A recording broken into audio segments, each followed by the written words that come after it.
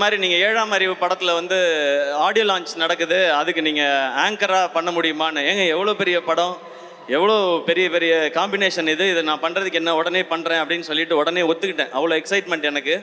அப்புறம் ஒரு 2 நாளில் திரும்ப ஃபோன் வந்துச்சு, இல்லைங்க அது கரெக்டாக வராதுன்னு நினைக்கிறேன், அது வந்து ஒரு ஹீரோ வச்சு போகலான்னு முடிவு பண்ணிட்டாங்க, அதனால் நீங்கள் அதில் ஆங்கரிங் பண்ண முடியாது, ஸ்கிரிப்ட் பண்ணுறீங்களான்னு கேட்டாங்க. நான் சொன்னேன், ஏங்க இவ்வளோ பெரிய படத்தில் ஏதாவது ஒரு பார்ட்டாக இருந்தால் கூட எனக்கு ஓகே தான், அதனால் நான் வந்து பண்ணுறேன்னு சொன்னேன். அந்த ஷோ வந்து ஜெய் அண்ணன் ஹோஸ்ட் பண்ணாங்க, எனக்கு அவரை ரொம்ப பிடிக்கும்.